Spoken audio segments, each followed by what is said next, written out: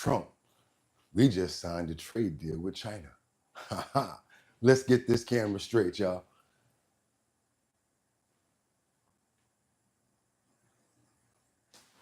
Booyaka, booyaka.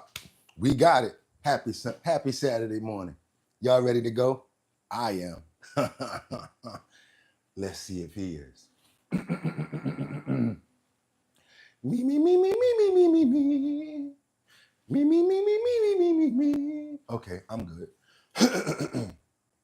Yo, you ready? Okay, we're gonna try this. Bling, bling, bling. Bling, bling, bling. Bling, bling, bling. Anytime you're ready with your, we not fronting on your, we just waiting for your. So anytime you wanna, we trying to wait for you. Any minute, it's normally right about. I have faith. One more time. What?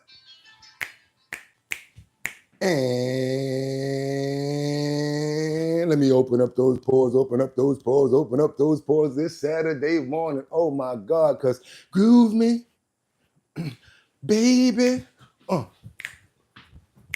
When I get you home tonight, things are gonna be all right. It's just you and I. They like Bugatti is crazy. He offered 2 hours sleep and he's still jumping around. Y'all know why? Because if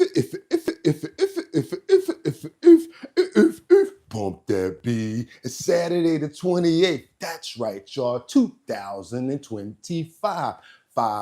I'm your host, Boogotti NYC, and this here's our bottom line where we be talking about this and that and that and this and this and that and that, where we be talking about this and that and that and this and this and that. Just got me pissed.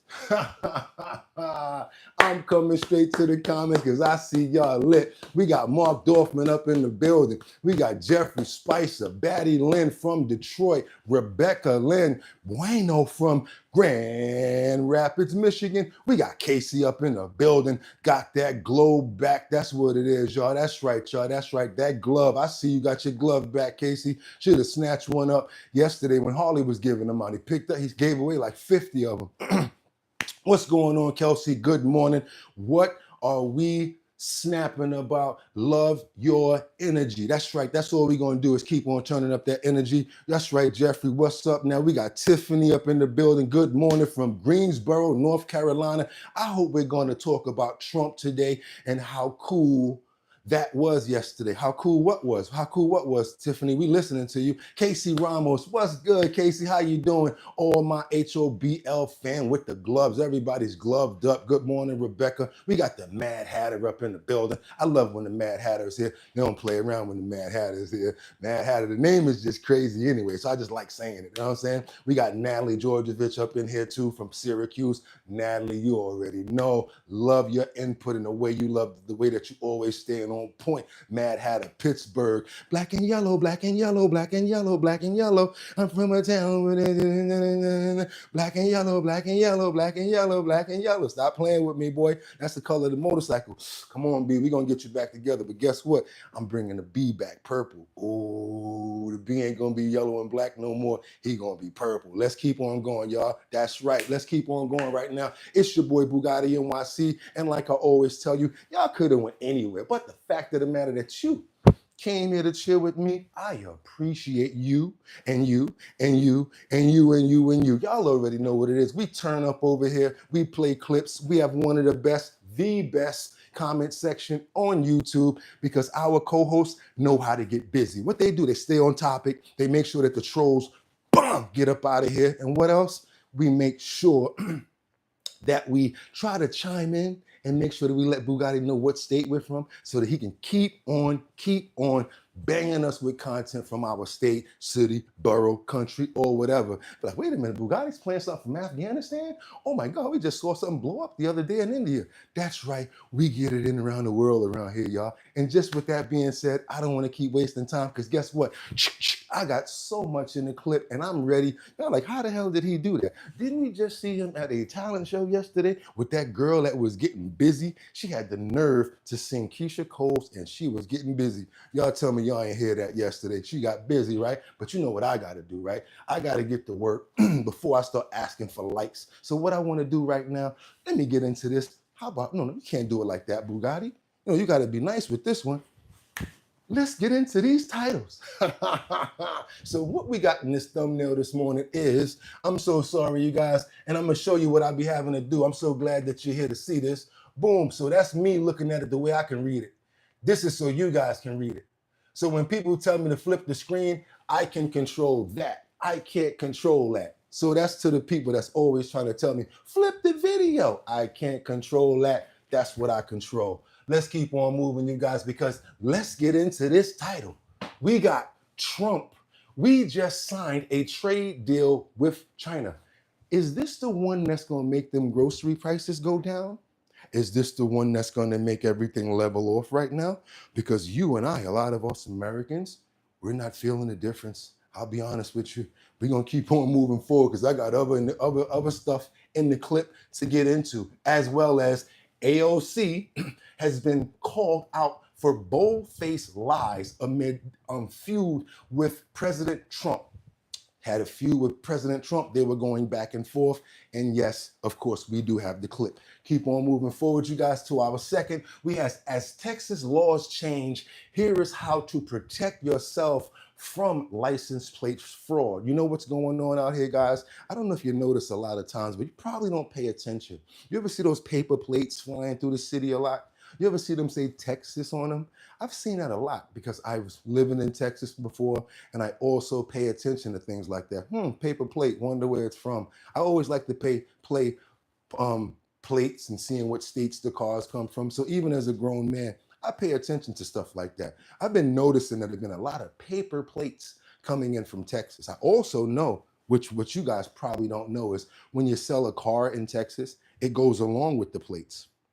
A lot of dealers used to issue paper plates, but now since we got all of these fake plates, copycats, situations happening, Texas had to change its laws on its plates. No more paper plates in Texas. Even when you leave from the dealership, you're getting metal plates. And guess what? They're still trying to make something happen with that. Who am I talking about? The swindlers, the crooks, the bad people. Yes, still trying to make stuff happen with that. We're going to get into that because we got a lot on that. And last but not least, we have the United States plans to deport him. Deport him. I think they're really going to try to just deport him. I think they deport him. They're really trying to get Kilmar Garcia up out of here. Tennessee judge is really trying to hold back and keep him in the States so that he doesn't get deported, because his lawyers are saying it's going to be very difficult to handle his case if they got to go back and forth to El Salvador. So we're going to see what's going on with that. And guess what? We're not even going to wait. We're not even going to play. We're getting right into the first title right now. Let's get into this first clip. You guys do me a favor. Again, always let me know where you're chiming in from. I even look at those comments later. Don't think that I don't see them. I'm always chiming in. Anybody that knows me that's been around, you know, you might leave a comment, and yes, I might see it 2 days later and I'll still comment on it. Pay attention to you guys. I do. Just promising you that. Keep on moving forward. What we got here? President Trump is basically announcing China trade deal. Like I said, I hope it's one that we're really going to get something out of, that these tariffs are going to start to level off, because it's hard out here for a pimp when I'm trying to get my money for my rent. From across the nation, whose future we are defending with the one big, beautiful bill. This is the ultimate codification of our agenda to, very simply, a phrase that's been used pretty well by me over the last 10 years, but maybe even before that, make America great again. Very simple, make America great again. When Joe Biden used to get up and say, we will stop this horrible MAGA. We're going to stop MAGA. We're going to fight it. I said, Joe, loosen up. It's called Make America Great Again. It's okay. Remember that he got up so angry. He was so angry. He said, make America great again. But we'll deliver a record tax cut, a record spending cut, a record investment in border security. We've done so well on the border. You know, last month we had 0 people that crossed the border. 0.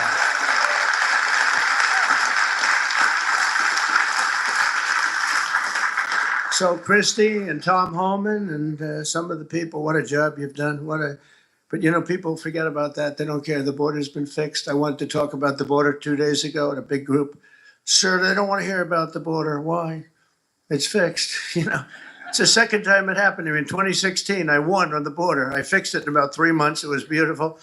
And they wouldn't let me talk about the border. Sir, nobody wants to hear about the border. But we're going to talk about it anyway. Right, Tom Holman? We're talking about it anyway.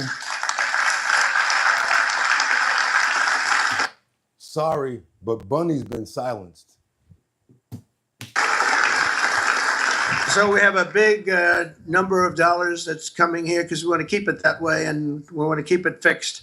And a record number of deportations. We're bringing criminals out by the thousands. Nobody can even imagine. They let people in that were murderers. 11,888 murderers, gang members, people from mental institutions, and insane asylum. You know what that is? That's insane asylum. That's Good morning, a Harley. mental institution on steroids.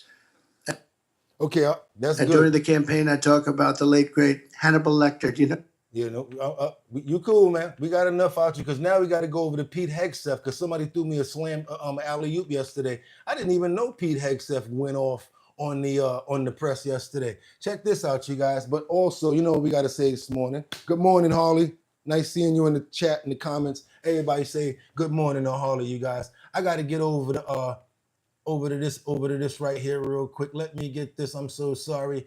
Nope. I can't find it. Something going on right now. I'm gonna get it back. Oh, here it is. Oh, yes, your boy is not playing. Let's go. I got it right here. Somebody threw me the alley-oop on this yesterday.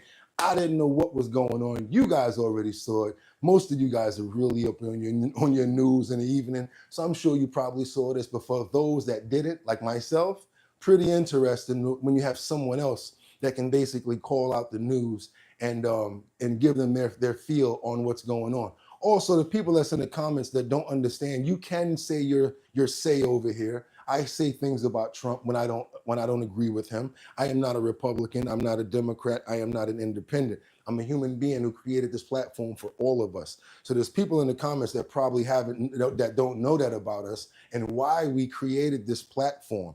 It's a platform for everybody. We get tired of getting kicked out of places because of the way we feel about things. Now, I just told you I got rid of somebody, and that was because there was nothing that had to do with the show that they were talking about. Just basically talking about I look like a used car snake oil salesman or whatever like that. I believe it's 6 o'clock in the morning and it's too damn early to be playing around like that after I've been pooling and doing too much work. So that's when I start firing off real early at people like that. I'd love to explain myself to you guys because you ask me questions about things like that later on. I'm not going to be a hypocrite that does one thing and not follow up and explain stuff to you why I'm doing certain things. It's too damn early in the morning to be playing around with trolls. And if you a troll at 6 o'clock, what's your life like? Their competitor, but at the refs or the umpire or the judges. Today, it was the nation's defense secretary speaking to the country from the Pentagon, championing last weekend's U.S. military airstrikes against Iran. But he saved his harshest words, not for the Iranians, but for the reporters who've been trying to understand the impact of those bombs. See, this is a point. This is how difficult it is to actually manage. You just watched a video of what this weapon is capable of. Jennifer, you've been about the worst. The one who misrepresents the most intentionally. See, this is the kind of thing the press does, right? We don't do that anymore. We don't play your little games. The White House press secretary picked up from there, attacking a CNN reporter who reported on what she'd learned about a U.S. government assessment of those strikes. She should be ashamed of herself. And that's not what reporting is. Journalism is trying to find the facts and the truth. And this week, we saw this same reporter being used to push a fake narrative to try to undermine the president of the United States. Whether or not the administration is working the refs here today, there remain questions about just how much of a victory was actually won.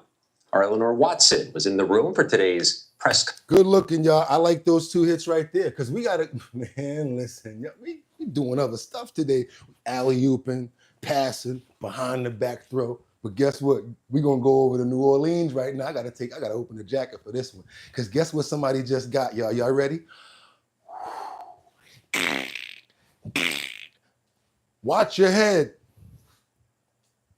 Had the nerve to be on social networks talking about, I'm innocent, I'm not the blah, blah, blah. Yes, I'm talking about the guy from New Orleans, the escaped inmate Antonio Massey. He's been captured, and guess what? Somebody just made $50,000. And I don't know, it probably was one of his friends, like, look, I'm tired of taking care of this nigga. We're gonna call on him, we're gonna cash in on this fool, hell with him. Just don't say who did it, and we're gonna get this 50,000. 50,000, let me tell you something. I might tell on somebody real close for 50 G's. Let me stop, I ain't gonna do that. Captured this afternoon, according to the U.S. Marshal's Office. Antoine Massey, who has been known for making social media posts as he's been on the run. He was one of the 10 inmates who escaped from the Orleans Justice Center several weeks ago now. He and Derek Groves were the only 2 remaining still on the run. But this afternoon, we have learned at WWL Louisiana that Antoine Massey has been recaptured. We just got off the phone moments ago with the U.S. Marshal's Office. They confirmed to us here at WWL Louisiana that he is, in fact, back in custody, that he was taken back into custody in the Holly Grove neighborhood. And investigative reporter Mike Pearlstein's joining me on the set this afternoon. You just got off the phone with them. Tell me what else you know. This happened in Holly Grove, as I mentioned? Right, in the 9400 block of Strolitz, not far from the Costco on the way to Metairie Road. This was all within the past hour, so this is very fresh news and information. Antoine Massey was found inside of a residence. He was alone. According to Brian Fair of the U.S. Marshal Service, he was captured without incident. In fact, he gave himself up once surrounded by law enforcement. This actually came from a Crime Stoppers tip, Katie. So we know that a $50,000 reward had been offered for some weeks now. Told on him. They had been waiting on tips, in fact, pursuing some of them unsuccessfully until today. This tip panned out. Somebody will be collecting $50,000. It came through Crime Stoppers. Other agencies involved, the U.S. Marshals were kind of leading the search. I got to get on these comments because y'all going in right now. What's this? What's the tattoos on the face are gross, says Julie. Hunter says, I hope everything is going good, bro. Mad Hatter, anyone notice that Trump calls MSNBC, MSDNC is hilarious in many ways? MS-13, DNC combined. Yeah, that's kind of crazy right there. Never noticed that. Kendra Walker says, appreciate you, Hunter. Definitely. Teed says, what's? Well, that didn't last long. No, it didn't, right? Smells like fascism. Okay, I don't know what you're talking about. Run, Forrest, run. What up? Damn it, man. What you got? Mad Hatter says, no one wanted to help him. No one wanted to help him at all. They was like, look here, man. You don't need to be touched right now. We are not putting our hands on you at all. I'm rubber, you're glue. Stay over there because I ain't getting locked up with you. Get up out of here. Nuh-uh. Take that 50 grand, throw 1K on his books and keep the rest. He should have paid coyotes to take him back across the border. Yo, y'all are going in. 50,000 loses a lot of lips. Loosens a lot of lips. Oh my God, Kendra. Yo, y'all are crazy. Hold on a minute. Hold on. I can't let y'all do this to me. I gotta stay in control of what the hell I'm doing. All right, we're gonna keep on watching the rest of this. Y'all crazy. Yes. But instrumental and at this residence were representatives of the New Orleans Police Department, Louisiana State Police, U.S. Marshals, of course, along with JPSO. Everybody. They call everybody on this Parish border. That's right on the line. They called everybody. Assisted. Obviously, they were taking no chances or risks with these. This particular escaped inmate being considered potentially armed, potentially dangerous. Yes. But it ended peacefully. He's now back in custody. Obviously, he'll be facing a Talk about an aggravating house guest, right? And you get to cash out and make $50,000 on it. Somebody said the person who owns this house is going to get $50,000 by the sound of it. You know that was somebody close. Ain't nobody missing no $50,000. Man, listen, check this out. This is what we're gonna do. Right? I'm gonna go own these people. You gonna take the money and give me my little piece on this nigga. He going to jail anyway. Why the hell shouldn't we make the money, fool? You know that's what they said. He going to jail anyway. Why shouldn't we be the ones that make the money? All right. Keep on going, Bugatti. We gotta come on, you got too much in the clip. Pay attention to what you're doing. Hawaii. We got this Purple Heart survivor. This is a veteran, y'all. I feel kind of bad for this guy. These tears are now going for another situation now. These tears are for a little bit of pain for this person who got the Purple Heart. He's a veteran. He's self-deporting after living in the U.S. for nearly 50 years. Sad and a kind of tearful event. All right, let's pull ourselves together for this. I mean, this dude set himself up, man. Come on, Antoine. You can't be serious. Going live from the stash house. Come on, you know better than that. Rated Army vet hugs his mom goodbye, possibly for the last time. Why he's self-deporting after living in the U.S. for 50 years. Thanks again for joining us here on ABC 7, Hulu, and wherever you stream. I'm David Ona. I'm Giovanna Latta. Sejun Park has been living in this country since he was 7 years old. He was wounded in combat fighting for this country. But he has a conviction for a drug offense, and when ICE agents threatened to lock him up, he decided to self-deport. He shared his story with reporter Jai Cunningham. Thanks for your service. I'm sorry. Farewell pictures for Sejun Park. It was like a dream send-off, but this is not a fairy tale. It's so real. Yeah, I was in disbelief to the last minute, but reality is hitting it real hard, and it's definitely real, and I really can't believe this is happening. And while there were well-wishers with signs, there were also 3 women who sat quietly on their own, his 2 aunties as well as his mother. It was nearly 50 years ago that Say's mom brought him here to the United States when he was just a 7-year-old boy. She's like early stage of like dementia right now she's going through, so she's on and off. She kind of doesn't know really what's going on. And he knows he will likely never see his mother again. That lady knows what's going on. Or perhaps his adult son and daughter. Oh, definitely I thought that. Yeah, I won't be there for a funeral, like my daughter getting married. Just there's a lot of things, yeah, connected with it. I definitely know that. Sad story, right? Everybody out there, there's always a reason why things happen like this. Do me a favor, double tap that screen to get those likes up. Now he's gonna tell the truth about why his life led up to this right here. Told to leave the country, he's called home for nearly 50 years because I was a drug addict. I was self-induced. I had a problem with drugs. Immigrants who commit murder, sexual assault, and drug dealing, all considered aggravated felonies in the eye of the law. And I think generally in society, that is what people would consider very serious crimes for immigrants to commit. But also in immigration law, one of the things that they also consider apparently an aggravated felony is jumping bail.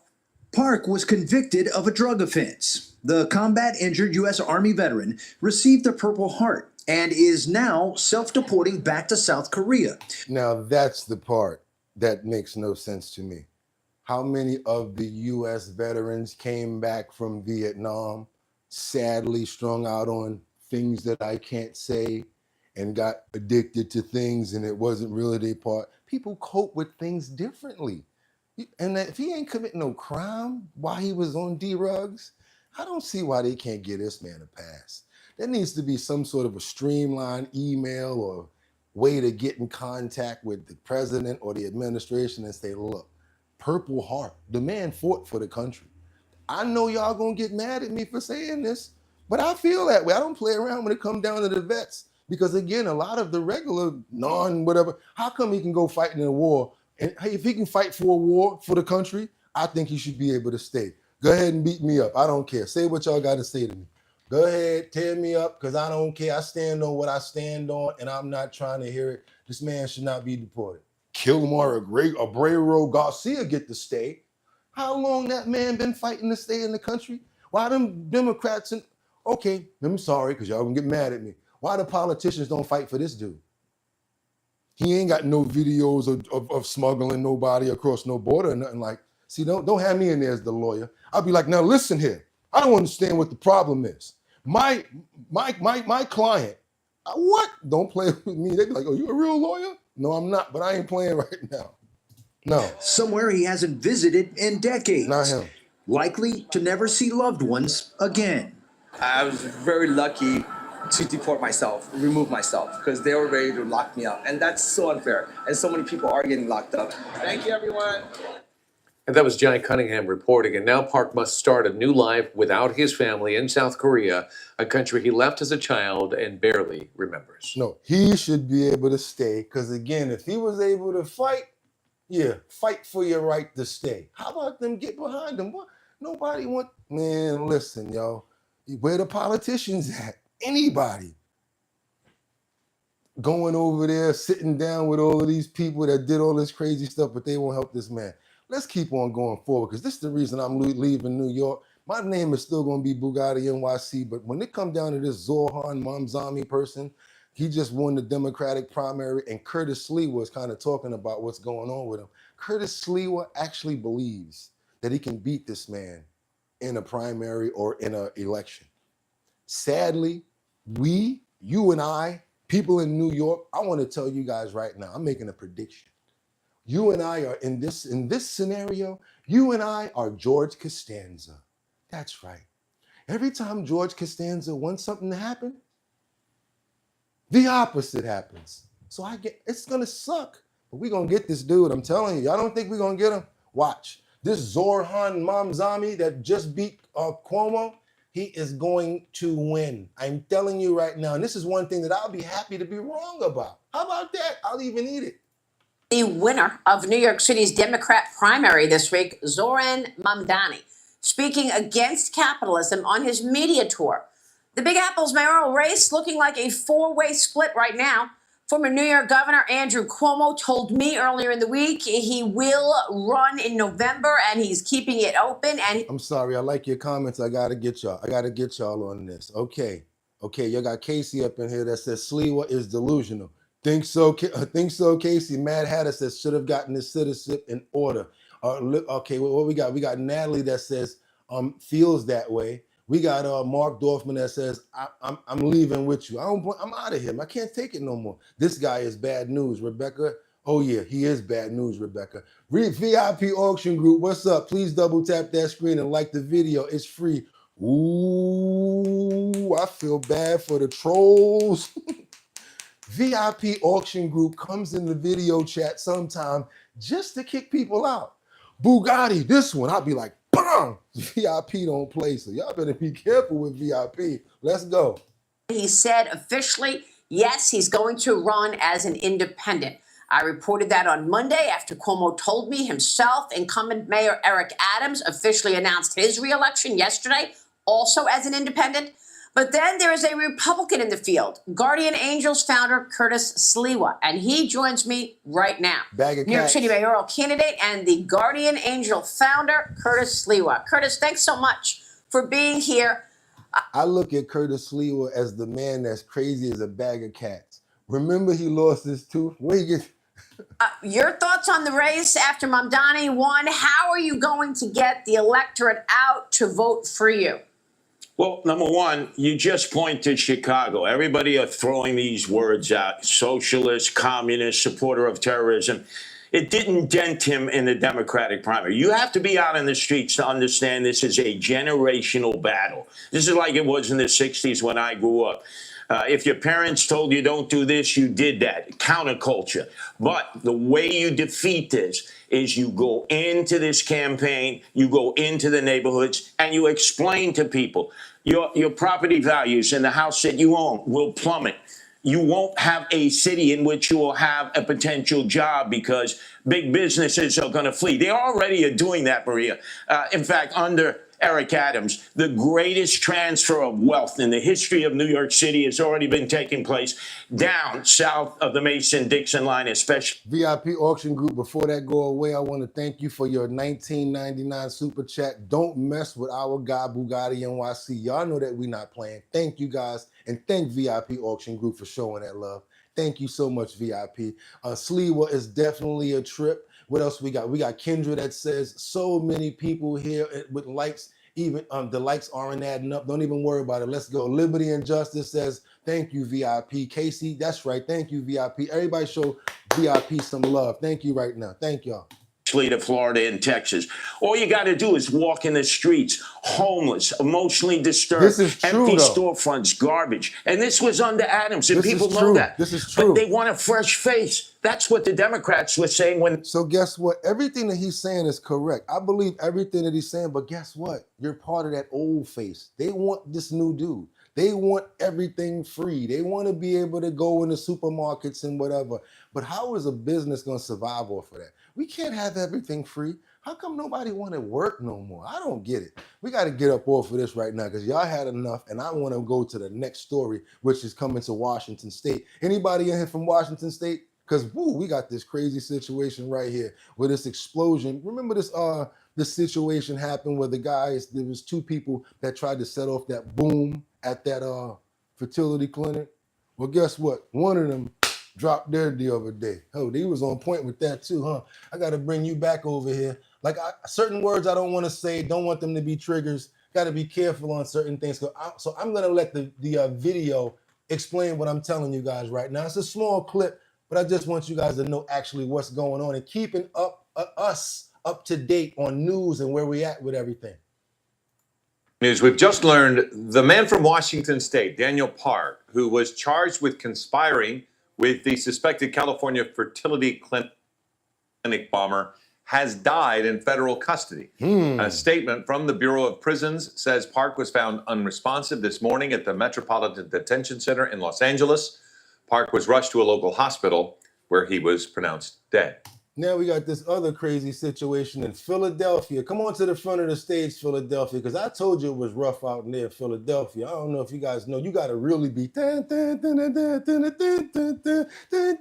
got to be able to run them steps to be out in Philadelphia, because there's these two Marines, these veterans. They're going to speak out after this unprovoked attack. I don't know if you guys heard about it, but these 6 young YNs, that's what they call them now, YNs. You guys... Y'all know what I'm saying from the description, right? Education is the problem, I feel. No fear of God, also heaven or HELL hockey sticks, and no home training. Because I do believe, just like Ghostface said, the new generation, they don't have any fear of God. They don't have any fear of like the afterlife, what could happen. They're just out here running wild like it's GTA 6, because they don't feel like there can be something else that's gonna happen to them or their soul. They right when something happened, they go to the max. Tell the truth, y'all. How many times people up in here, the majority of people used to get into stuff, and you see people doing this? So what's up then? What you gonna do? What you saying no? You wanna fight me? I'm saying no. You ain't really saying nothing, but all you really doing is talking crap. So what you gonna do then? So why don't you do something? And they be doing that for like 10, 15 minutes. You can't do that now. You get up in somebody's face. That's it. Ain't no talking. They don't play no more. These YNs is out here straight up GTA 6 and people out here. Check this out, man. Sad situations that we got going on. That's why I'm trying to tell people, don't even think about the way we used to do stuff. Just keep on moving and put some heat on your feet. Don't even talk. Are still searching for a group of young men who brutally attacked 2 veterans in Center City. Tonight, the victims are talking with our Dawn Timoney about the assault that they say was random. The victims, Marine Corps veterans, say the attack was completely unprovoked, and they hope whoever did this is caught before they hurt someone else or worse. It's a small miracle that I'm still standing. Strike to the head like the young person took against me, I think easily could have killed a lot of people. It was June 12th, around 10:45 at night. Marine Corps veteran Sean Tulin and fellow Marine vet and close friend Bobby Whalen were brutally attacked, they say, for no reason. Police releasing this surveillance video of the 6 young men who they say assaulted the pair as they walked home from a Marine charity event. We didn't look at them. We didn't say anything. They were extremely violent young men. The two say it started when someone threw water on them by the Wendy's on Chestnut Street. They say the group then surrounded them as they crossed 15th. I said to the one that got close to me, hey, we're really nice guys. Please just leave us alone. And at that, I saw Sean get hit over the head with a pipe, and they just started punching him. And Bobby says he ended up on the ground with one of them, and that's when the other started kicking and punching him. in the Marine Corps, they teach you to de-escalate, and that's what we were trying to do, is de-escalate and just get out of there. And we're both lucky to be alive. Bobby served in Iraq. This photo taken aboard the USS Cole in October of 2000. He's in the camouflage jacket on the right. He still can't believe he and Sean were attacked in their hometown. Sean suffering a huge gash to his head and needed staples and stitches, as well as getting a concussion. Bobby had a black eye and bruising. I'd say we were very lucky. They said they had a gun and they were going to kill both of us. I just count my blessings that I'm still here. Sean lives in Philadelphia and loves the city, but is worried about the senseless violence. Yeah, you're young, the YNs right now. And you know what? Still didn't say derogatory things or nothing bad. Hope the city leadership can step in and hold these young people accountable. I would ask them, why? Why are they out hurting people? The police said that if it hadn't been us, it would have been somebody else. So in that case, I'm glad it was us. Yeah. Now, if they would have went back to their Marine skills and started doing all types of tactical, they would have been wrong, right? 2 white men in the neighborhood, right? Yeah. And grandmother's out there, my babies ain't do nothing wrong. See? But you know what? Let me keep on going, because y'all gonna get mad at me for spitting that truth. France, nearly 150 people starting to get spiked by syringes. Can't play with that, because you know it could be on the tip of that syringe. Every time I think about a syringe, I think of HIV. You guys know what I'm talking about. France, it's going crazy. Too many. These people are starting to be hanging out in crowds, and the new thing, I guess, is spiking people with the tips of syringes. So yeah, that's what they're getting off on, y'all. Craziness everywhere. Check this out. Come on, let's go to France. A day of celebration across France turned into a nightmare for dozens of mainly women attending the country's annual street music festival. The French Interior Ministry telling NBC News 145 people reported being pricked by needles in attacks and multiple assaults nationwide. Crazy. 13 in Paris alone. And there was concern before the event. The social media influencer shared a chilling post telling women to be careful. Que faire si vous avez été drogué? Je vous le laisse un petit peu, comme ça vous laisse le temps de screen. And what to do if they're attacked, saying there had been calls online to assault women with needles. The mayor of Metz, a city in eastern France, said one suspected assailant was arrested and that about 15 women and girls had been attacked there. Overall, the Interior Ministry reports 12 people have been arrested so far, with authorities expressing concern that social media is amplifying these calls to attack women in large public gatherings like this one. We thank you for watching. Yeah, guys. Again, your boy don't be fear-mongering. What I do is get us in front of the news, or at least right up to date, so that we know what's going on, so that our youth, you can let your family and your friends know to look out for nonsense like this. Y'all hear me? Do your boy a favor and double tap that screen, get those likes up to let more people know what we got going on over here. That was a safety video. We're going to keep on moving forward because we got to represent for D-Town. Come on, Detroit, let's do it. This man, oh my God, check this out. You guys know about the pow that happened in the church the other day. I'm not going to take a lot of time because this is a long clip. I'm going to get right into it. One of the deacons that actually, the gunman with his truck, is going to speak out and tell you guys exactly how it went down and what happened. This happened in Detroit. You guys definitely know about this because it's late breaking news and it just happened a few days ago. So yes, Detroit, come to the front of the stage. I want you guys to see what's going on here. Scary time, says Natalie. 313 says Hurt. Get a life. Okay, we got Harley in the building. Everybody, thank you so much. Tell Harley thank you so much. He's saying that exposing the good and evil in the content. That's exactly what we're doing. And Harley, we appreciate you so much for the $100 super chat. Thank you so much, everybody. Same way we do everybody else. Thank Harley for showing so much love to the show and always supporting us in a major way. I'm gonna keep this ball rolling. This is a long clip right here. I want you guys to see all of it. Let's go all the way through this.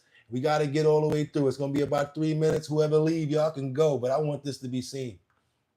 One of the men who rushed to the rescue to stop a lone gunman from committing a mass shooting at a church. It's a story you'll see only here on 7. The incident happened outside the Cross Point Community Church in Wayne on Sunday. This week, we have been bringing you stories of heroes who helped keep countless lives safe on that day. And tonight, I'm sharing the story of Deacon Richard Pryor, revealing to me what was running through his head when he hit the gunman with his truck and how his faith was involved in that moment.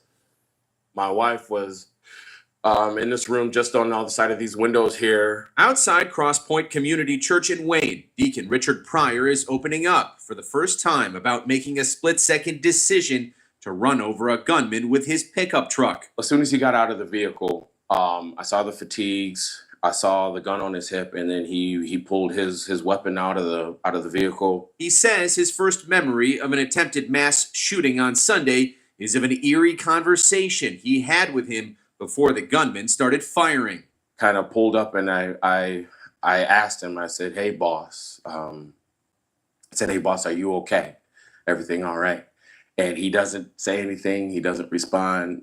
It's not a smile, it's not a smirk, he just kind of looks at me. Seconds later, with no prior police or military training, Pryor says he felt a calling to jump into action, flooring the gas, running over the shooter, who would eventually fire numerous rounds on Sunday. You recall the feeling you had that if you didn't intervene right then and there, people were going to die? I knew, but I didn't know. That action temporarily stopping the shooter, who responded by shooting into Richard's truck. Moments later, he was killed by a security guard. I've realized how much damage he came to do, especially after the fact. And generations of families were in this church. Although another guard was wounded, Pryor says he is thankful more people were not hurt, or worse yet, killed. I'm not a hero. My heroes are Jay and John and the security staff that eliminated this man. As a result of this violent scene, Pryor's truck was destroyed, a vehicle he used to deliver bread for his day job. Thankfully, this GoFundMe page has now surpassed $25,000 to help get a replacement. What does it mean to you to see folks helping out in this interim? I can't be more than appreciative for everyone reaching out. As for this incredible act of bravery, the humble hero is just asking others to stay vigilant, as he did while talking to 911. I never considered my health in that moment. Do you believe everything in your life led you to this point for a reason? I definitely do now. Pryor is adamant that he's not a hero, but many people feel that's exactly the title he has earned. Oh. That's why he got his truck back, meaning that money to replace it, because so many people around the world or wherever saw his story and they felt that he was deserving. That's how the world is. No matter what, good is going to find you if you deserve it. Real talk. And I'm sorry to let you guys know, bang, Bugatti be finding people like Pac and getting them out of here. Stop playing with me like that. No, you can't say stuff like that. And homeboy, you keep on saying that F word up in here. No, we don't get down like that. We just don't play. We don't play. I don't play when it's time to slay. Like EPMD, we get them gone. We pay attention to the content. We stay focused. We don't beat people up over here. If you do that, don't expect that you ain't gonna get hit back. That's how we get down. It's a lot of 50s babies, 60s babies, 70s babies, 80s babies up in here. And guess what? They used to this right here, right? You know what we do? Boop, you take one, and then you go home and you work out a little bit, and then you come back and you try to fight again. But guess what? You live to fight another day. So don't be playing around with the people up in these comments, because we got some real hard hitters up in here. Y'all think it's a game. I ain't the only one. Our comment section is worse than me. Trust me. Especially, I told y'all, don't play with VIP. Got a new person up in here that said, I think Pac needs to go. And the way that was just sounding so harmonious, I said, you know what? You right. Bam! Out of here. Don't play with me. Let's keep on moving. Because we got this man that was sentenced to 60 years in prison for a random pow pow. Sadly, this was a man that was on his way to do some great stuff. When I look at this kid, I see Tom Brady. I see a great person that's about to do something phenomenal with his life, and all stopped and stalled because of a thunder. Just took it out on him because he wanted to do something stupid and brazen for one night. Also, who we got over here? Dot Focus, 1999. Dot Focus. Y'all better start looking. Y'all can go to other places. look in comments and see Dot Focus. I'm waiting for Dot Focus to get a page, unless you already got one. I know you probably do. Dot Focus, everybody in the chat, everybody up in here, show some love to Dot Focus for the 1999 super chat. Dot Focus, I appreciate you, because you know what that lets me know? That let me know that you appreciate the content and you showing it that way. So we're going to keep on moving. Check this out right here, you guys. I want to keep this deck being stacked. I don't know how long y'all going to be here, but boy, do I got a lot of ammo today. But this is a very sad story, and I want you guys to really see how the tables just turn crazily for no reason whatsoever. The parents of a murdered TCU student confronted his killer in court. It was emotional as they described how his random act of violence cut a life short. The man charged with shooting and killing a TCU student in 2023 pleaded guilty and was sentenced to 60 years in prison. I'm Clarice Tinsley. Investigators say the attack outside of a bar in Fort Worth was seemingly random. Fox 4's Deanna England joins us with more from today's hearing. Deanna. Hi there, Clarice. Well, today's sentencing proceeding represents a family finding justice and the collective will to move forward after the murder of their loved one. Matthew Purdy entered the courtroom in handcuffs, his face void of expression, his hair quite longer than at the time of his arrest in 2023. He is moments away from sentencing. It was September 1st of that year when Purdy admitted he randomly selected, then shot and killed Wes Smith, a TCU college junior, a well-known athlete and student who was out late with friends in Fort Worth's West 7th Street Entertainment District. You physically murdered and executed Wes, but you emotionally and psychologically murdered thousands of other people, including probably everyone in this courtroom. No one is safe in your presence. You're a threat to everyone in this courtroom. You're a threat to everyone in this city. Smith, at the time, had stepped outside of a bar to hail a ride home for two female friends. I believe my son Wes died as a hero that day. He was trying to help two women, doing what I had encouraged him to do, take care of people, particularly as a man, take care of young women. And in doing that, you executed him. Purdy, in a move avoiding a trial, pleaded guilty and is sentenced to 60 years in prison for murdering Smith. The 21-year-old victim's parents spoke to Purdy directly. And I keep my thoughts on Wes and God's promises. And you, honestly, I try not to think about. And I leave you with God for his will to be done. Smith's murder sparked widespread reaction across the TCU campus and the city of Fort Worth and his hometown near Memphis, Tennessee. His killing, along with numerous other acts of violence in the West 7th Bar District, has prompted changes to municipal laws and overall tighter security measures. You didn't know Wes. You've never met him. But in that moment, you made a devastating, senseless, evil choice. You decided that you mattered more than he did. And for Smith's many relatives, friends, supporters, and even strangers who offered the family condolences, they now move forward in his memory. We feel like it gives the family some peace to put this part behind them and to hopefully start to grieve. We think it also assures the safety of our community away from him. Where's the chain gang? Where's the busting rocks? Where's the hard labor? Because it wouldn't be good if it was me. Couldn't be the president, couldn't be a governor, because I'll be doing some real bad stuff to people like that. First and foremost, we want to pray for the soul of Wes, and we want to pray for his family that they can get through this terrible time. As you can see, they're taking it very hard. The words that his mother said was just so captivating. it's just really hard to listen to a mother's pain like that, and hopefully she can someday come to some sort of calmness with peace with her life. We ask this in Jesus' name. Everybody under the sound of my voice, amen. Amen. Sorry to hear this. This is a terrible story. I saw it already and it still bothers me. It's just crazy. We got to keep on moving forward because now we got, yes, and I try to take the mood from one way, try to take it to another. I don't want you guys to feel like that all the time. So yes, we flip sometimes and we go, you're a mean one, Lakewood Grinch. We got the Lakewood Grinch up in here, right? Because the police, they're looking for the Lakewood Grinch right now, who steals anything, even while you're home. Come on, y'all. Yeah, the Grinch. We're going to get into that because we can't keep on. It's a bad story that we just saw. We prayed. We got to keep moving forward, you guys. We have to. Stick and move. Targeting a local community. Thanks for joining us for the news at 10 o'clock. I'm Chris Fry. This video showing the Brazen crook riding his bike, snatching stuff from homes, all in Lakewood. Michelle Nix spoke with police about what you can do to protect your valuables. A bike peddling prowler is making the rounds in Lakewood, and victims and police are warning neighbors to make sure you lock your doors and limit the amount of open windows, even if you are at home. Have you seen this man? Lakewood police tell me he's the thief who stole a drill, a woman's purse, and a bicycle all on the same night from 2 different houses, even while someone was at home.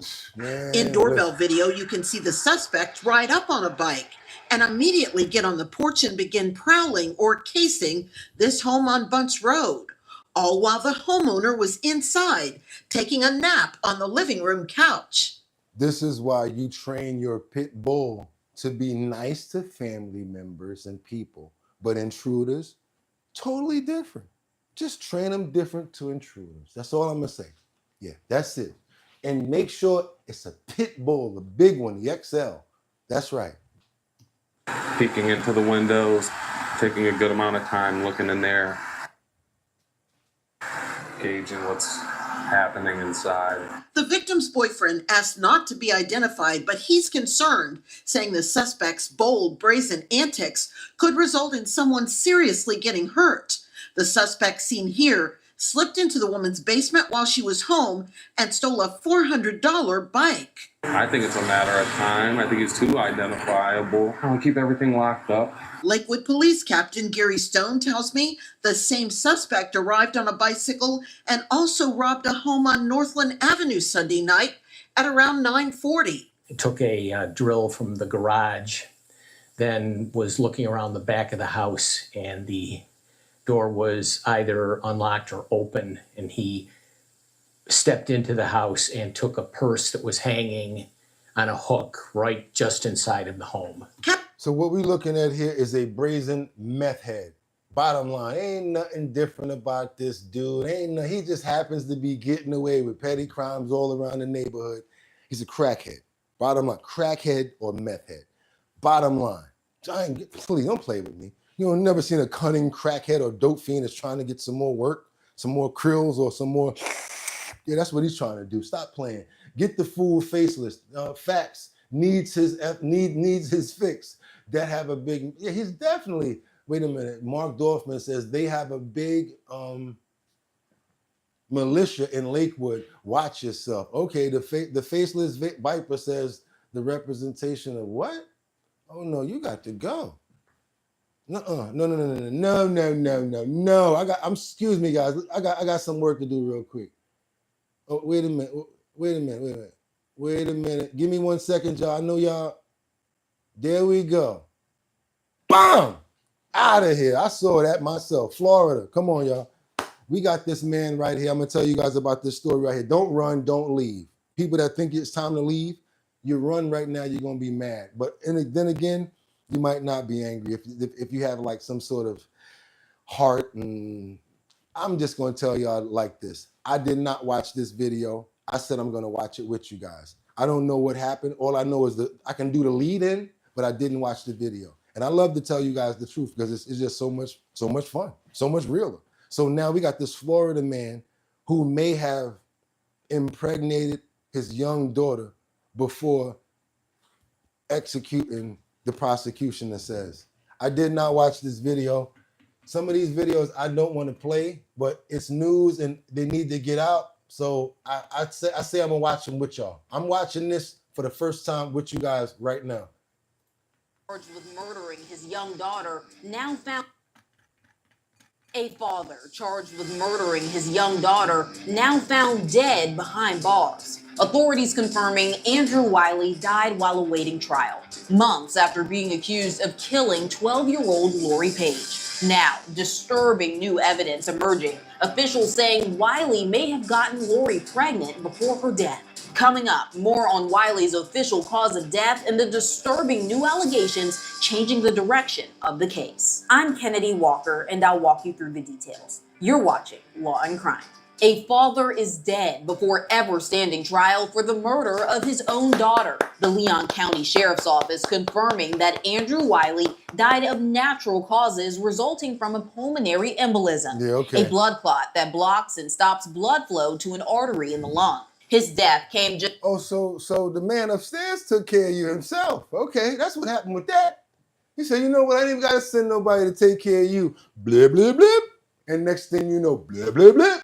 You got what you deserve, homeboy, for doing that to your daughter. Just 2 months after being charged with second-degree murder in the death of his 12-year-old daughter, Lori Page. Lori vanished from their Tallahassee home more than 2 years ago. Wiley was the one who reported her missing, telling investigators Lori left overnight with her backpack while he was working a late shift. But from the very beginning, detectives questioned the story, launching a multi-state search across Florida, Georgia, and Tennessee, and still finding no sign of Lori. Her case was made even more difficult by what she didn't have: no phone, no social media, and no digital trail to follow. And adding to the complexity, a fractured family who lived in different states. As the months stretched on, Wiley's version of events began unraveling. Then, a break. In February 2024, detectives seized a phone from Wiley's home.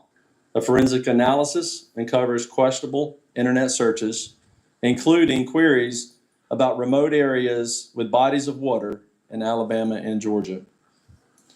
March 2024, as more consistencies in Wiley's statements are identified and new information about his relationship with Lori emerges, detectives shift their focus more heavily towards Wiley. That same month, investigators searched his vehicle, finding a pistol, ammunition, and a bottle of cleaning fluid marked specifically to remove blood. The car's carpet was sent to the crime lab and tested positive for Lori's blood. But it wasn't until April of 2025, after a prescribed burn cleared the heavy brush, that Lori was found in Thomas County, Georgia. All that remained of her were 2 bones. Son of a bitch. Lori deserves a safe home and a full life.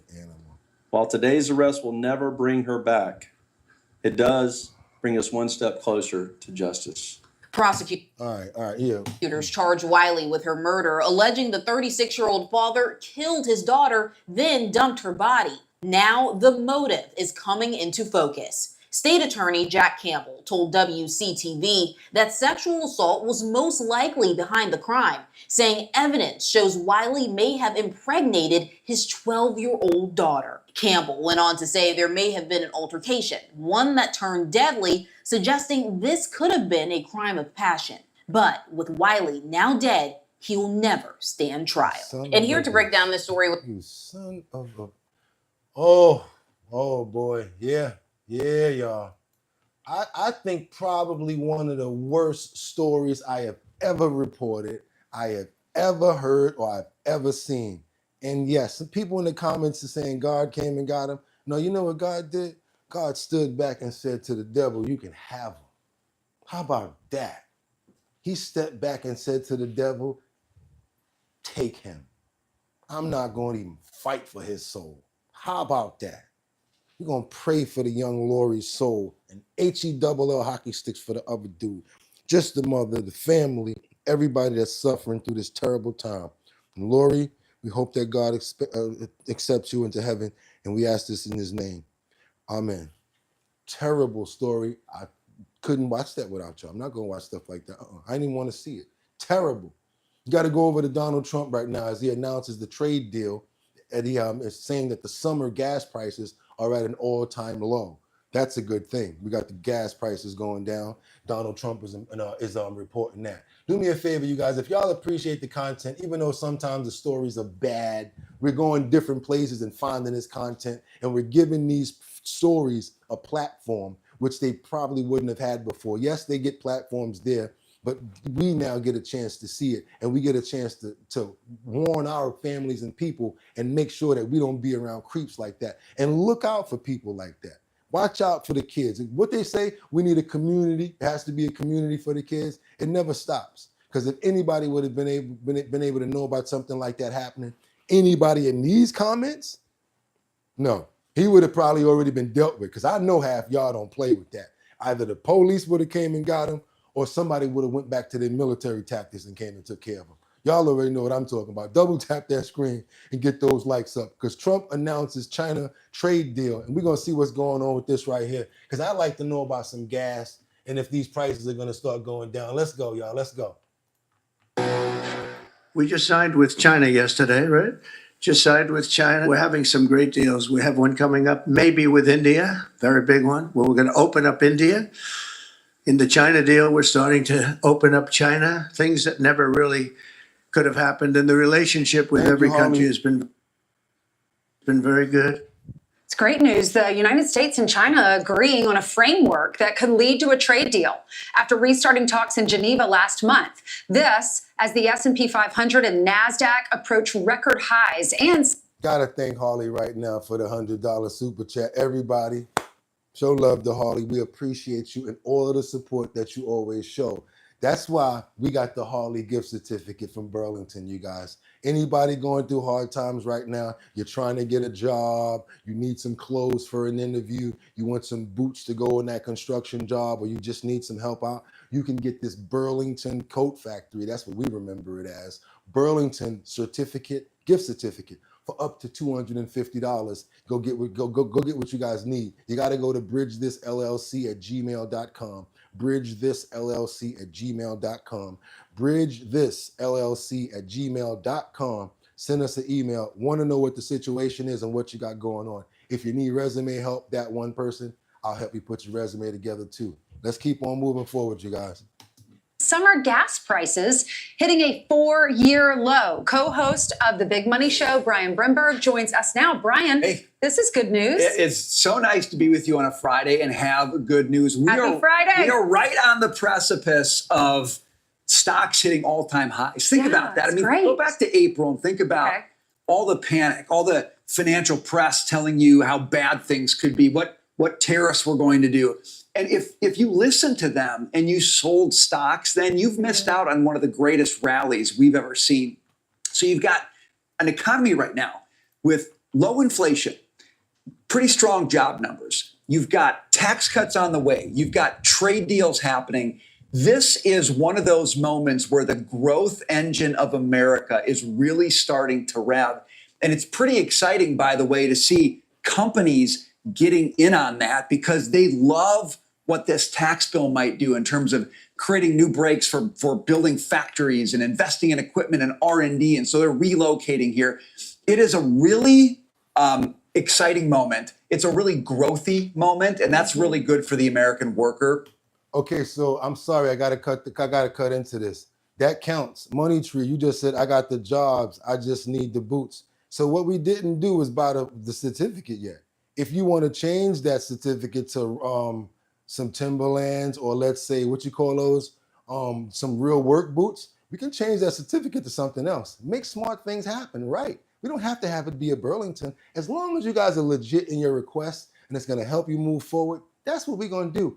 This gonna get boring to me and it's gonna get boring to you and y'all gonna leave, and I ain't letting that happen. So we gotta, boom, we're gonna blow it up right now with AOC, because she's been called out for a bold-faced lie. Her and Trump is going back and forth against each other right now. And I'd like to see this instead of what y'all been showing. Y'all got enough of that right there. But I know a lot of people gonna be like, rockabye and good night. So it's time to go ahead and turn it up real quick with some energy in the building before we get up on this beautiful Saturday morning. AOC An online feud between AOC and President Trump, bringing her alleged Bronx girl roots into question. The president ripping into the Democrat for the rise in crime and poverty in her district after she called for his impeachment over the U.S. strikes on Iran. The congresswoman responding to Trump, posting, quote, "Mr. President, don't take your anger out on me. I'm just a silly girl. Also, I'm a Bronx girl. You should know that we eat Queens boys for breakfast." Respectfully, President grew up in Queens. Somebody says AOC is a true American who cares about the people. Green Dog. Okay, we got Jerry that says, love my President Trump, MAGA Vance. Jocelyn says, why Fox News though? We play news from everywhere. And sometimes if they got something to say, we're gonna keep it going. You guys can look at other news and also look and see if the points are exact. So even though you may not like a platform, sometimes you just let them stick their head out and talk a bunch of crap so that you can see if they're telling the truth or not. Don't knock the news, see what they're talking about. Sometimes you need to know what the hell they're doing. But a New York Assemblyman was quick to call her out, writing, if you're a Bronx girl, then why are you in my Yorktown yearbook?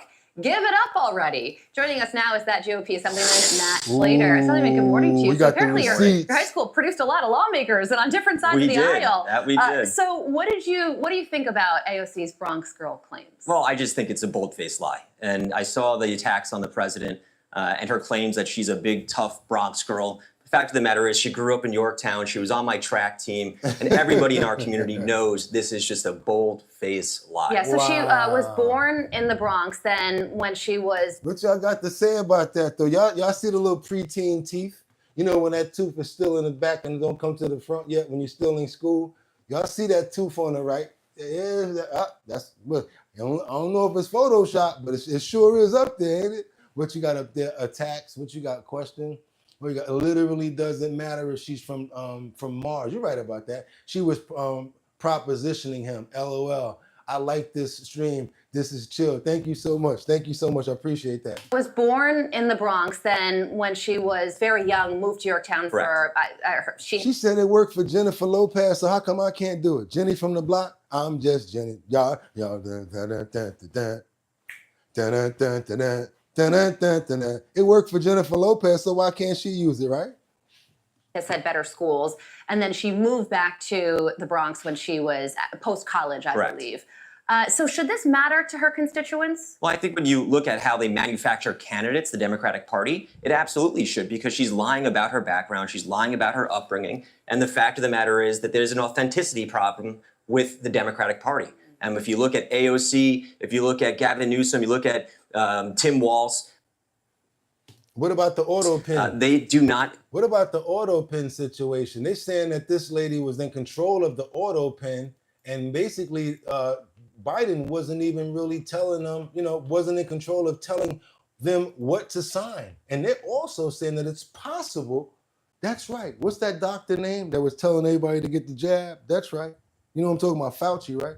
They're saying his pardon probably wasn't okayed by Biden. I don't know, but that's what they're saying. Keep on going, you guys. Check it out. It's going well. I think we're making a lot of progress. We've got a big list of people to bring in, and we're just going to follow the trail to see who is actually calling the shots and operating the auto pen in the Biden White House. Neera Tanden was the first person that came in earlier this week.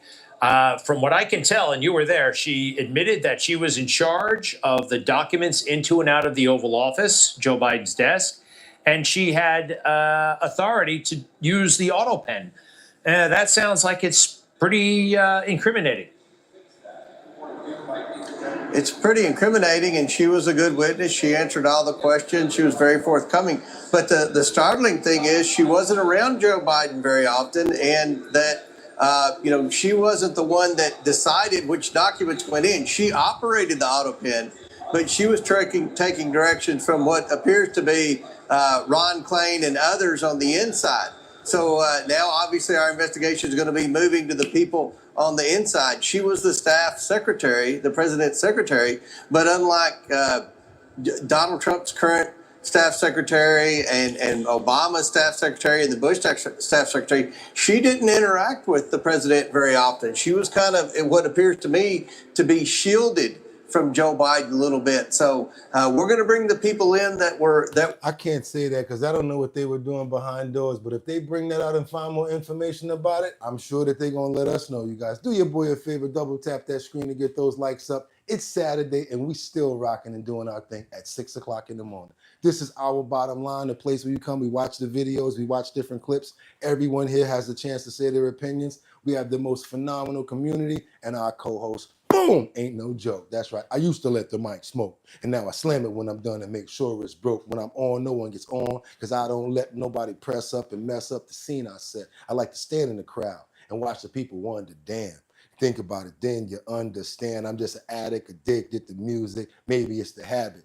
Gotta do. Oh my God! Don't even make me keep on going into it, y'all. Let's keep on going. We got to go to Brooklyn's in the house to a sad story. This Brooklyn woman fatally pow in Prospect Heights. That's why I don't really mess around with Brooklyn like that. I'm gonna tell you the truth. If I'm on the train, I'm doing all types of things like this. Boop, take that out, take that out. Let's get out of town before sundown because it goes down in that town. And I ain't no punk, just not stupid. I ain't trying to be in certain places and have stuff on where looking like a piece of steak. Got to get up out of there and keep it moving, y'all. Sad story I want you guys to see. Hopefully, I'm just going to let you guys see this story. And again, like I said, you guys have your choice. People tell me all the time, every borough is whatever like that. But me, certain boroughs, I just try to stay away from because they just have certain things going on that's more prevalent to what I really don't want to deal with. Come on, let's go. 36-year-old woman shot dead in the middle of Prospect Heights last night has been identified. Thanks for being with us here on News 12 Brooklyn. I'm Amanda Bossard. Let's get right to News 12's Valerie Ryan. She spoke with the victim's family and shares the moments that led up to that woman's death. Valerie. Amanda, disturbing details tonight. Now, we know the victim's name is Tamika Powell. She was shot and killed in the middle of the street here last night. Her loved ones say all because of an argument. And tonight, that 36-year-old, the family of the 36-year-old is not only grieving, but she leaves behind 2 young daughters. One person's reckless behavior. Norma Campbell, Tamika's mother, remembering her daughter as a free spirit. She did whatever she wanted to do. Harley, I see you. I'm on him. No regrets. I'm waiting for him to say something else. But she had a big heart. A big, loving heart. Campbell says her daughter went to a barbecue up the street from their home last night. That's where an argument sparked. And after her daughter left the party, she was followed. The guy went into his apartment, came back out with a mask. He put on the mask and left in the direction that Tamika left. Local residents say it was on the corner of Carlton Avenue and Pacific Street, where the masked suspect and Tamika exchanged a few words. And as Tamika began to walk away, the suspect shot her once in the head. Around 10:30, there was a gunshot, and my wife and I went outside and saw that there had been a murder. Video from last night's scene shows Tamika's body covered in a white, bloody sheet. Tamika took her last breaths just 2 blocks from where she lived. If you were bold enough to take a life and come forward, whatever the confrontation may have been, it didn't get to this level. At this time, no arrests have been made and the investigation is ongoing. Reporting from Prospect Heights, Valerie Ryan, News 12, Brooklyn. Veda, I run this show a certain way. I'm not gonna let you say stuff like that. You got one more time to do that and I'm getting you up out of here. Dream, Harley has already called for your beheading. I'm waiting for you to do one more post and you're out of here. But yes, you know what we always gotta do? We have to say a prayer for the family as well as the soul of Tamika, who lost her life in a very tragic event in Prospect Heights in Brooklyn. And we're gonna ask that Jesus opens up heaven and let the soul in his name. Amen. Amen. These stories are terrible that I have to report here, guys. I have something I would like to say about this story. Hope anybody doesn't get angry with me about this. But I have a question about Tamika's original. Because it seems to me it could have been a situation where there was someone that probably, it's a very sensitive situation. I'm gonna do some homework on it, and before I pass a judgment on it, but it could be a reason, a underlining situation behind this, and I'm gonna keep on moving forward because I don't want to get nobody mad at me. And if you guys know what I'm talking about, you probably know what I'm talking about. But yeah, we're gonna keep on moving. Yes, motive. I'm trying to find out what the motive would be in a situation like this. We're gonna move forward because we got this situation where the U.S. plans to let go Kilmar.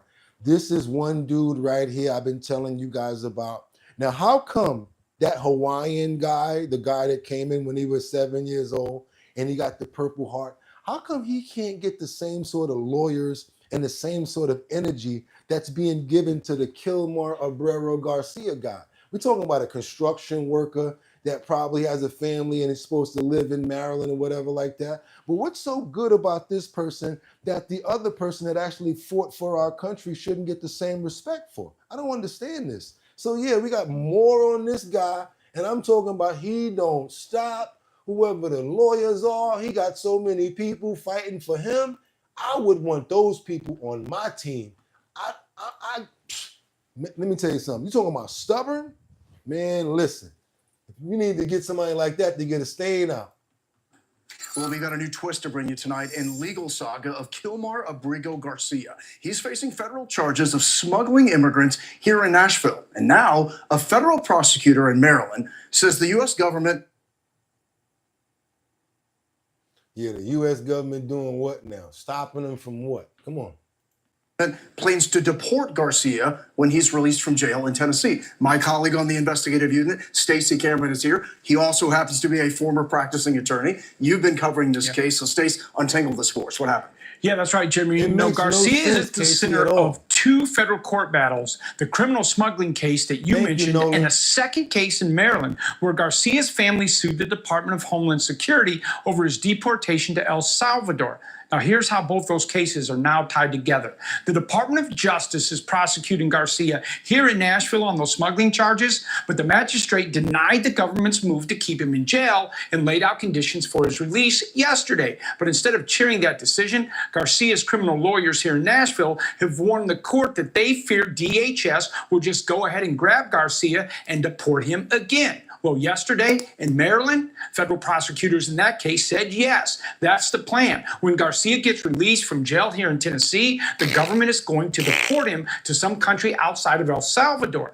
Now, if this man gets out the jail, they're going to deport him. Said if this man gets out the jail, they're going to deport him. I said this man gets out the jail, they're going to deport him. If this man gets out the jail, they're going to, what?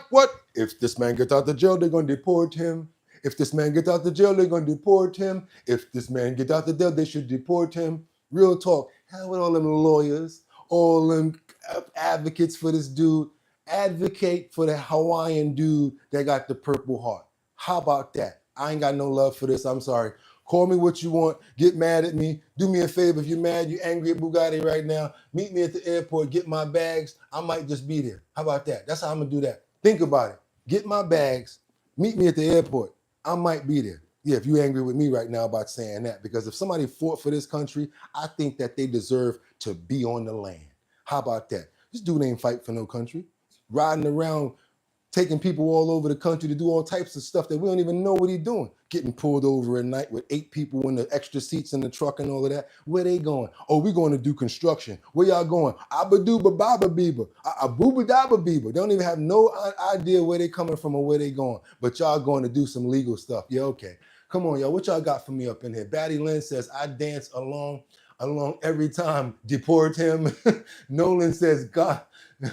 Good boots to his ass, right? Curtis Jackson says a great lawyer, he can beat the case. I know he can. You're right. Natalie says exactly. Fighting for the wrong person. What else we got, Jesus? That's right, Yvonne. I see Yvonne. I see John that says advocate for everyone that doesn't get due process. Okay, but that man self-deported for no reason because they was telling him that they might do it to him. Mark Dorfman says that's where he belongs, El Salvador. What VIP auction group says, bye, David. Okay, let me know who got to go.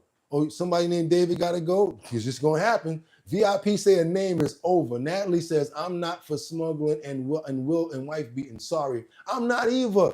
And then all of a sudden now she changed her story, Natalie, talking about he's a good husband and all of this crazy stuff and all of that. Liberty and Justice says, Natalie, agreed, my lady. Exactly. We're not stupid up in here. Harley, what you got to say? That would not line up with the agenda to support. Yeah, it would not. It would not to support the verb. What you saying, Harley? Okay, what else we got? We got David that says leave. David says leave. David leave. Okay, where's David at? I'm waiting for David. Waiting for David. You do one more. We're gonna use the old school one on this one. We're gonna say save it for David. As soon as David pops his head out the hole again, Bah! And Dream too. I ain't forget about you. Yeah, we on point over here. I might as well have a blackboard over here writing your names down. Let's keep on going, y'all, because we got to go to Texas right now because we got this situation I was telling you about with these license plates that used to be paper. Now they turned them to metal. I learned about this because I bought a car in Texas. I bought a little Toyota Camry. It was one of my favorite cars. I bought it for $800. No matter of fact, I traded it. I had a Katana motorcycle, and this guy was like, "I'll trade you my car." I'm like, "Bet, I'll take the car." So I got a car for my Katana. Again, Harley, we appreciate you so much for the $100 super chat. Can't do this without you. And you know we always say, "There's no me without you.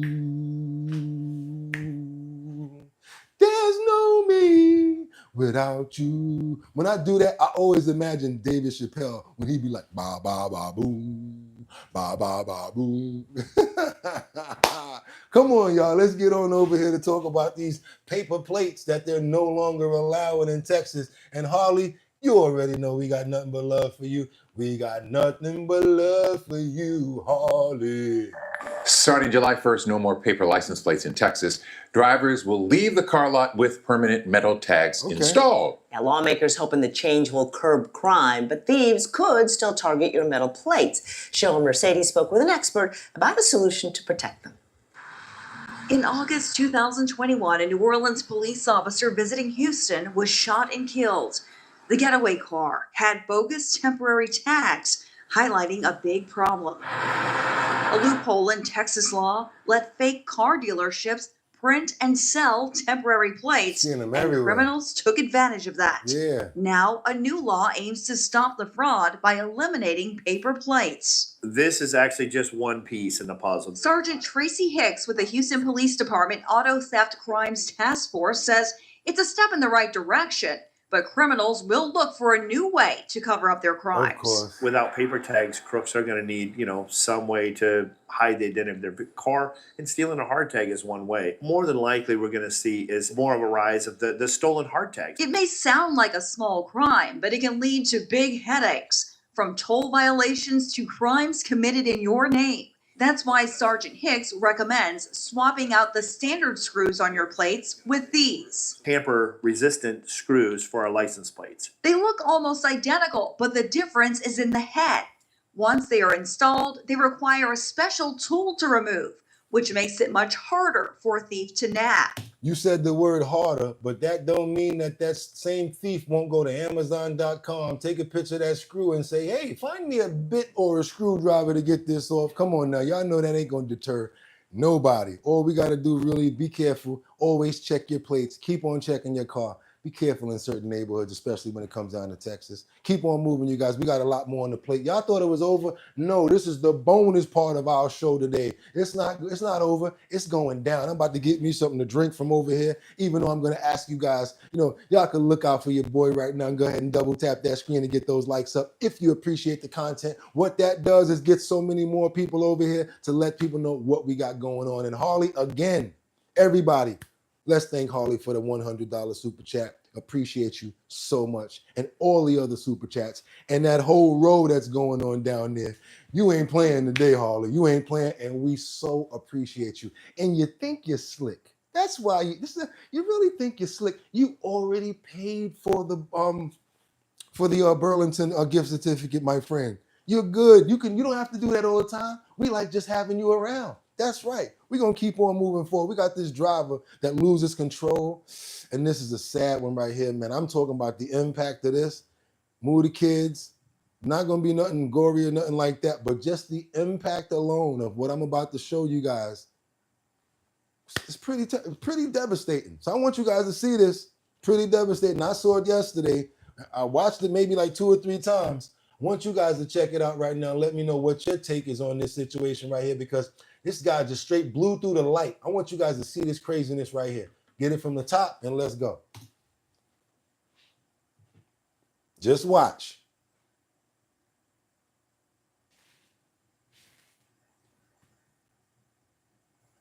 So that truck is stuck inside of there now. Now, God forbid, and luckily, nobody was in there. Nobody was in. And I don't know if that person is even safe because they look like they getting up or pulling themselves together. But the impact to do that, to actually wind up inside of the other vehicle, they had to be going so fast, it's ridiculous. And he's looking in there to see if anybody was possibly in there. The impact of that was crazy. And this happened outside of a what? A liquor store. Check the impact out.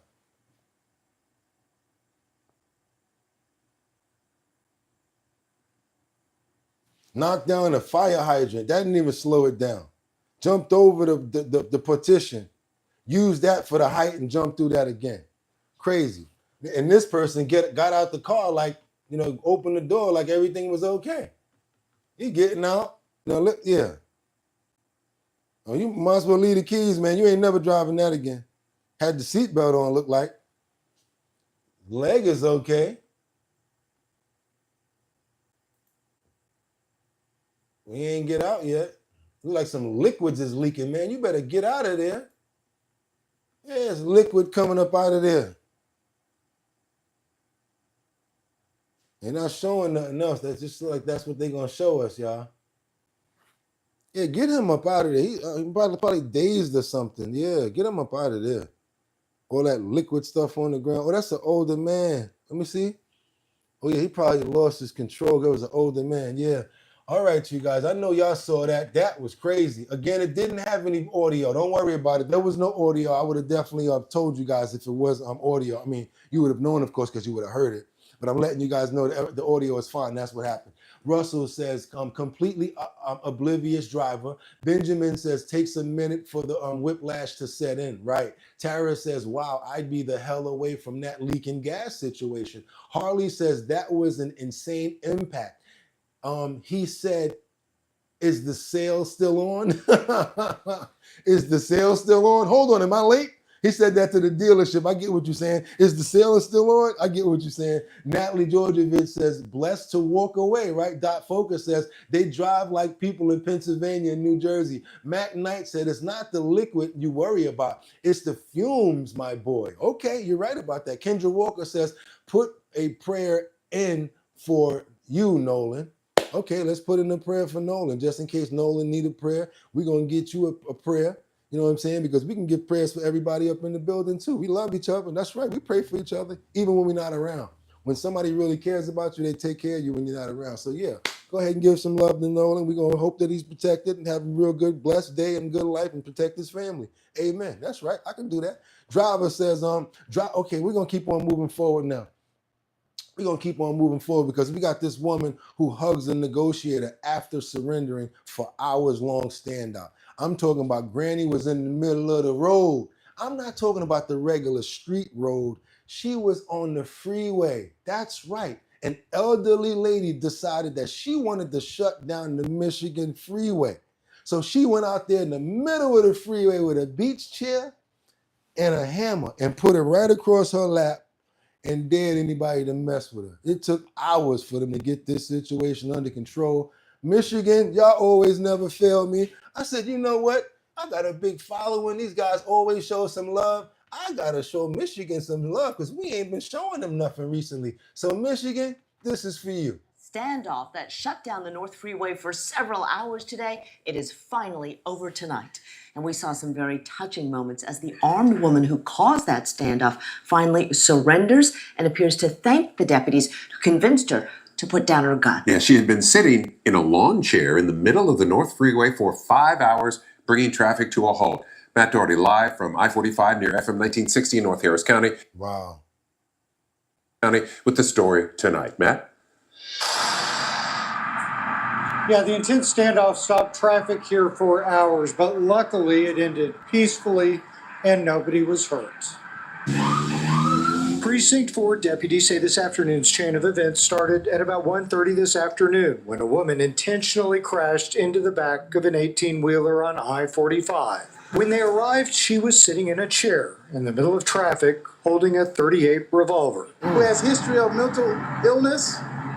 She's been transported to the hospital for help. And it's for that reason that we're blurring the woman's face. For hours, officers and negotiators spoke with the woman, trying to get her to put down the gun. From what we could see, she held the pistol in her right hand with the barrel rested on her shoulder during the standoff. All the while, traffic piled up as lanes of the freeway had to be closed for safety. Rush hour diverted vehicles onto feeder roads, side streets and neighborhoods, an inconvenience for drivers trying to get home. There's no price to put on life. If we'd had to stay here multiple hours, we would have. Just before 6:30 tonight, we watched as the woman dropped the pistol on the ground and stood up from the chair, shaking the hands of the officers, even giving them hugs. We asked what negotiators said that finally made the woman surrender. At some point, we found something that she was willing to grasp onto to stay alive. And that was the most important thing that occurred here today. We saved a life.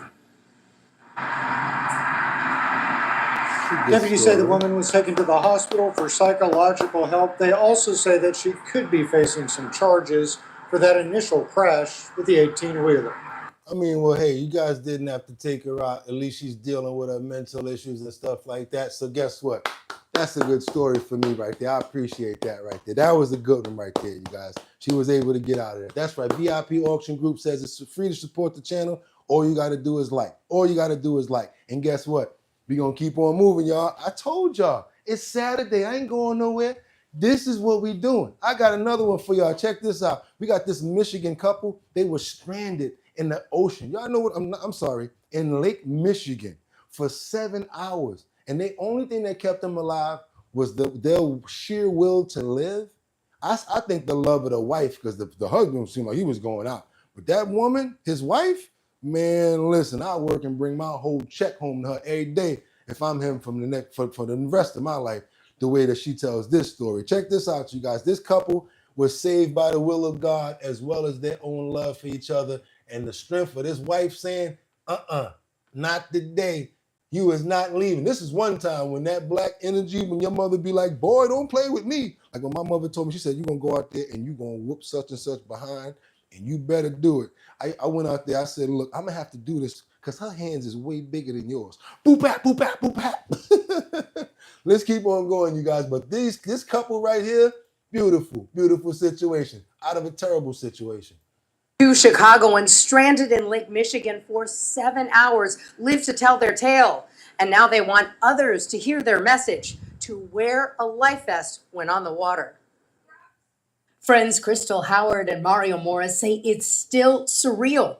They were on Lake Michigan Sunday afternoon, and a quick trip on Morris's Sea-Doo changed their lives when a wave knocked them off around Walhalla Beach in Northwest Indiana. It just knocked us off. The jet ski never flipped. We just flew off the jet ski. It was boats and jet skis riding past. I got to correct myself because they just said friends. Okay, they're friends. But we was like peanuts in the water, and they couldn't, nobody could see us or hear us. It was about 5 p.m. Sunday. Their watercraft was gone and it was getting dark. But they say they had their life vests on. Morris has high blood pressure and damaged lungs and was struggling going in and out of consciousness. And that's when I felt like I couldn't, make it. I put my arm through his life jacket and kind of laid on me. And then I went sideways and was kicking. I just told him, just kick your feet and move your arms so it could help us go. She didn't leave me. She didn't give up on me. She was like, "No, you got this. You could do it." Howard had been a junior lifeguard in her youth. Now she's a mom of two. Morris is a father as well. We finna get to our babies. We got to get to our kids. And he just had a baby. And I'm like, nah, all I could think about what my kids gonna do. I can't just go out like that. The two swam and drifted to land, which was a rocky shore of an East Chicago steel mill. We close. We here now. We here now. Come on. We got to keep going. He was like, I'm not going to make it. I said, yes, you is. Come on. Come on. The Indiana Department of Natural Resources spokesperson says several agencies were searching for the two, including the U.S. Coast Guard stationed in Chicago. I knew they had life jackets, and so that increases their survival chance so much. The two were brought to a local hospital and treated for hypothermia, but they survived 7 hours in Lake Michigan with only their life vests. Howard and Morris and all the other agencies that responded to their search urge anyone on the water to wear a personal flotation device and make sure it's appropriately fitting. Batty Lynn, thank you. Batty Lynn gave us some exclusive information. She said that Lake Michigan acts like the ocean sometime. Whoa, okay. Natalie says, I'd be out of my mind scared. Harley says, yes, never give up hope. Natalie Georgievich says, so lucky. Tara SP says, she knew that babies needed them. There you go, Tara. There you go. Look at VIP. That's what I'm talking about. Stories like that, right?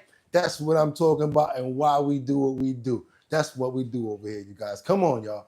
That's right. Double tap that screen to give those likes up if you appreciate the content that your boy's putting out since 6 o'clock this morning. Ain't nobody messing with us. Stop it. If you think you're going to make a profit, stop it. If you think you're going to make a profit, come on, y'all. We got to keep on going right now. Y'all thought it was over. Nope. Huh? They're like, yo, how long is Bugatti going to go? How many more in the clip? We ain't going nowhere until we get this out right here. We got a situation right now where we want to try to get some dogs adopted. This is a celebration of the 91st birthday with the adoption fees from June 19th to 29th. This is basically an adoption going on at the Great Days USA. A lot of people have the Animal Defense League right here. You guys want to donate to the Animal Defense League, you definitely can. We're going to start doing segments where we're going to start showing you guys opportunities to donate directly to. We might even start a little fund ourselves. There's a little clip inside of this that I want you guys to see, though. The pet population in San Antonio. Absolutely. And it couldn't be done without our community, so we're really grateful for all of you. Well, it's such a beautiful win-win for everybody, right? So tell me a little bit about how y'all are celebrating. Yes.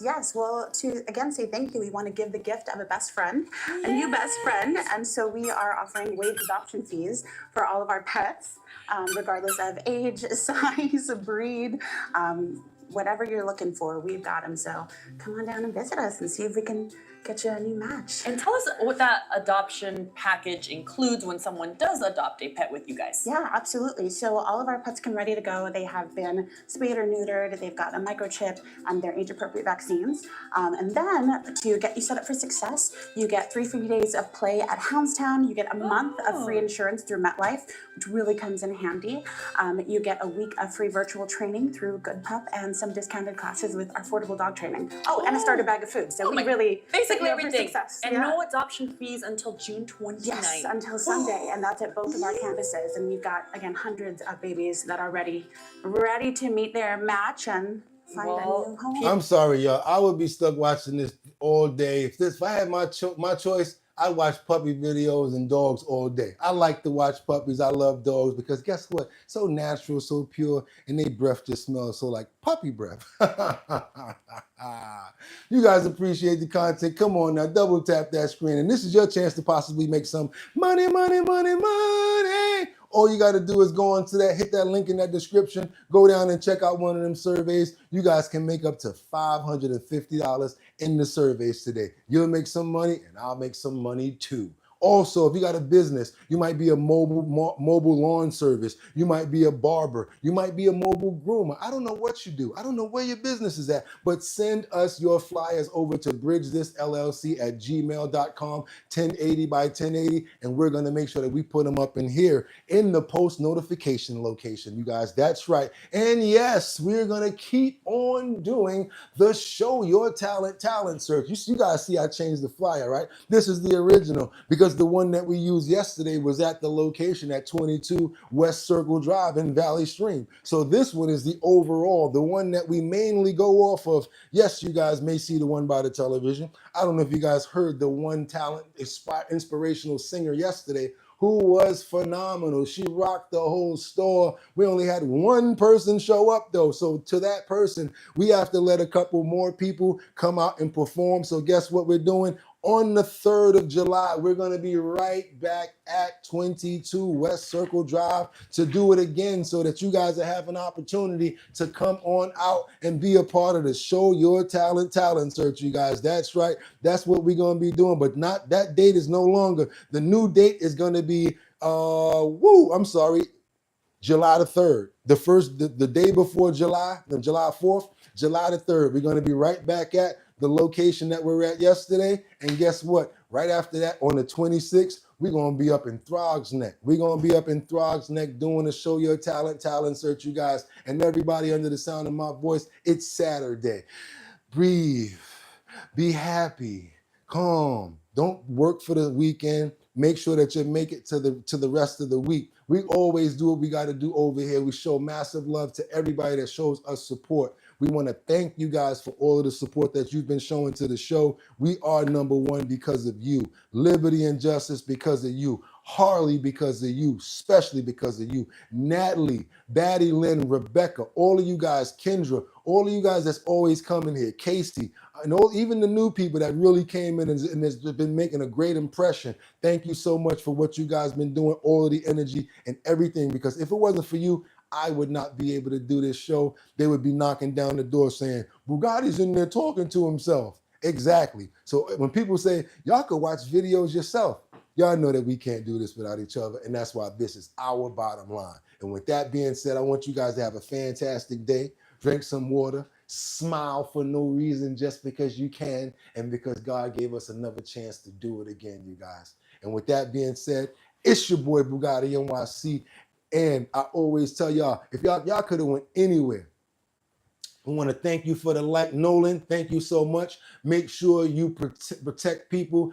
They can't protect themselves, especially kids, older adults. God protects everyone here and Big Bro, Big Boo. Thank you so much, and we're going to go out with that one. It's your boy Bugatti NYC, and like I always told you, y'all could have went anywhere. But the fact of the matter that you came here to chill with me, I appreciate you. Y'all already know what it is. Tomorrow, Purple Sunday, y'all. Get 'em! One. Peace. Yeah.